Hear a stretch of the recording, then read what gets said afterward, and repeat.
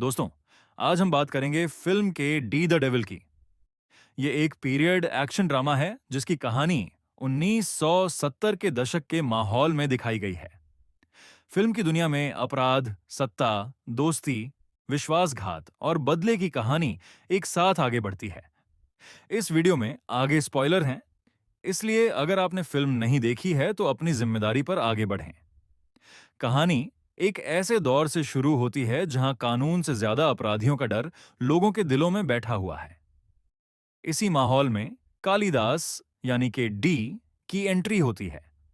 शुरुआत में वह कोई बड़ा गैंगस्टर नहीं होता, बल्कि परिस्थितियों में फंसा हुआ एक ऐसा इंसान होता है जो जिंदगी में अपनी पहचान बनाना चाहता है। लेकिन हालात उसे धीरे धीरे अपराध की दुनिया की ओर धकेल देते हैं। जैसे जैसे कहानी आगे बढ़ती है, केडी का सामना अंडरवर्ल्ड के बड़े और ताकतवर लोगों से होता है। उसकी बहादुरी, तेज दिमाग और मुश्किल फैसले लेने की क्षमता उसे बाकी लोगों से अलग बनाती है। धीरे धीरे वह अपने दुश्मनों को हराकर अपराध की दुनिया में एक मजबूत नाम बन जाता है। लेकिन जितनी तेजी से वह ऊपर उठता है, उतने ही खतरनाक दुश्मन भी उसके सामने खड़े होने लगते हैं। फिल्म में सत्ता और ताकत का खेल लगातार चलता रहता है। हर किरदार अपने फायदे के लिए रिश्ते बनाता और तोड़ता है। कोई भी पूरी तरह भरोसे के लायक नहीं दिखता। यही बात फिल्म को दिलचस्प बनाती है, क्योंकि दर्शक आखिर तक ये नहीं समझ पाते कि कौन किसका साथ देगा। संजय दत्त का किरदार कहानी में बेहद प्रभावशाली दिखाई देता है। उनका व्यक्तित्व ऐसा है कि लोग उनसे डरते भी हैं और उनका सम्मान भी करते हैं। उनका और के डी का रिश्ता कहानी का महत्वपूर्ण हिस्सा बनता है।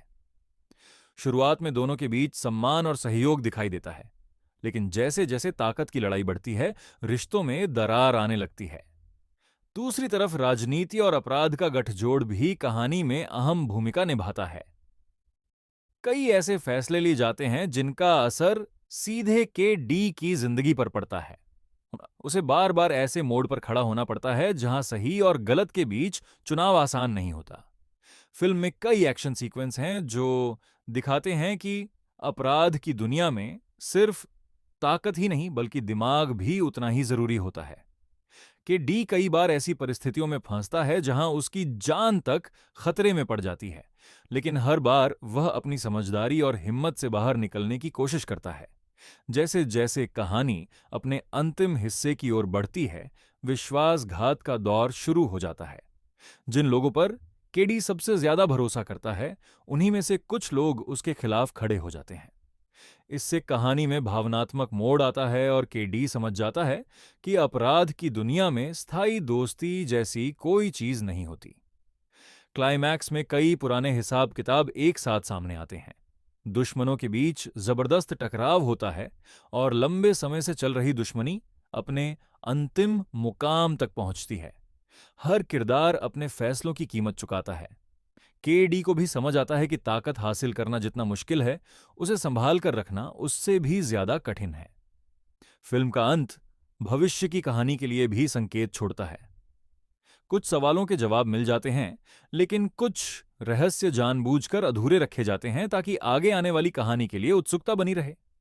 अगर पूरी फिल्म का संदेश देखा जाए तो यह सिर्फ गैंगस्टर बनने की कहानी नहीं है। यह उस इंसान की कहानी है जो हालात से लड़ते लड़ते खुद बदल जाता है। सत्ता, पैसा और ताकत इंसान को कितना बदल सकते हैं, फिल्म इसी बात को अलग अलग किरदारों के जरिए दिखाने की कोशिश करती है। साथ ही फिल्म यह भी दिखाती है कि अपराध की दुनिया में जीतने वाला भी आखिरकार कुछ न कुछ खो देता है, चाहे वह अपने रिश्ते हों, भरोसा हो या फिर मन की शांति। यही कारण है कि फिल्म सिर्फ एक्शन तक सीमित नहीं रहती, बल्कि भावनात्मक और मनोवैज्ञानिक स्तर पर भी कहानी को आगे बढ़ाती है। तो दोस्तों, यही थी कि डी दैट डेविल की कहानी का संक्षिप्त विवरण।